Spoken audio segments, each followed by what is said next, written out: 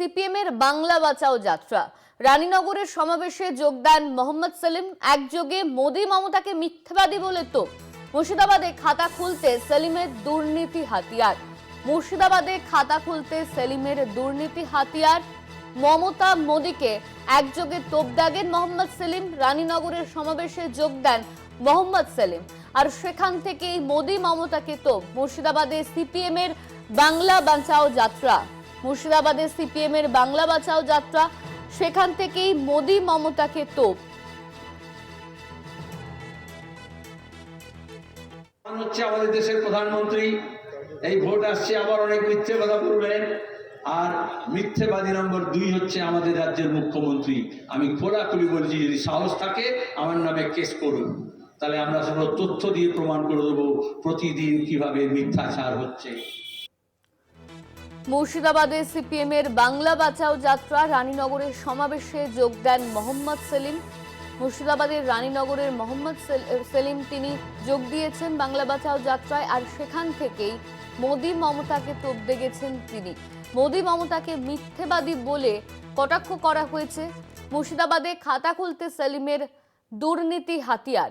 মুর্শিদাবাদে খাতা খুলতে সেলিমের দুর্নীতি হাতিয়ার। একযোগে মোদি মমতাকে মিথ্যেবাদী বলেছেন মোহাম্মদ সেলিম। মুর্শিদাবাদে সিপিএম এর বাংলা বাঁচাও যাত্রা। রানীনগরের সমাবেশে যোগ দিয়েছেন মোহাম্মদ সেলিম, আর সেখান থেকেই মোদি মমতাকে মিথ্যেবাদী বলে তোপ দেগেছেন তিনি। আমাদের সঙ্গে ফোন লাইনে রয়েছেন আমাদের প্রতিনিধি রাকিবুল ইসলাম। রাকিবুল, ঠিক কি জানা যাচ্ছে? 29 নভেম্বর পশ্চিমবাংলার যে কুচবিহার রয়েছে সেখান থেকেই কিন্তু বাংলা বাঁচাও যে যাত্রা, সেই যাত্রা শুরু করেছে সিপিআইএম। একদম তৃণমূলের ধাঁচেই কিন্তু এবার পথে নেমেছে সিপিএম, এবং সেই ছবি কিন্তু বিভিন্ন জায়গায় দেখা যাচ্ছে। ঠিক সেই রকমই কিন্তু গত 7 তারিখে মুর্শিদাবাদে এসে পৌঁছায় এই বাংলা বাঁচাও যাত্রা, এবং পাশাপাশি গতকাল অর্থাৎ 8 তারিখে কিন্তু মুর্শিদাবাদের রানীনগর বিধানসভা এলাকায় এই বাংলা বাঁচাও যাত্রা হয়।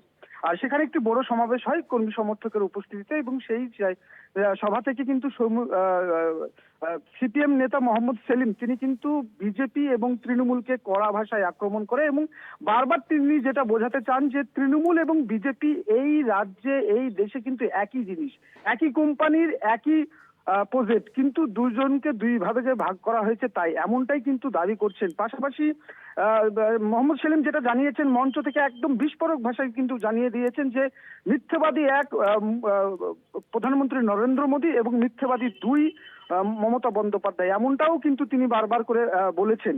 পাশাপাশি যেটা দেখা যাচ্ছে যে আগামী যে বিধানসভা নির্বাচন রয়েছে সেই নির্বাচনে সিপিআইএম প্রার্থীদেরকে ভোট দেওয়ার আহ্বান জানিয়েছেন, কেননা বাংলার সংস্কৃতি, বাংলার স্বাস্থ্য, শিক্ষা বাঁচাতে শুধুমাত্র সিপিএম পারে।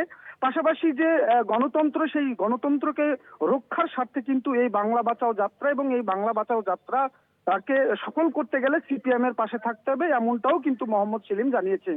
এবং কড়া করে এই কথা বলতে গিয়ে সিপিএম এর একদিকে যেমন সিপিএম এর গত 34 বছরের যে উন্নয়ন, যে উন্নতি করেছে পশ্চিমবাংলায় সেটা যেমন তুলে ধরেছে, অন্যদিকে এই 15 বছরে মমতা বন্দ্যোপাধ্যায় কি কি করেছে, কতটা দুর্নীতি করেছে কাজের নামে, সেটাও কিন্তু তুলে ধরেছে। অন্যদিকে দেশের কথাও তিনি বলেছেন যে বাংলা বাঁচলে দেশ বাঁচবে, অর্থাৎ বাংলা পথ দেখায় দেশকে। মূলত সেই কারণে প্রথমে বাংলা বাঁচাও, পরে দেশ বাঁচাও স্লোগান হবে আমাদের।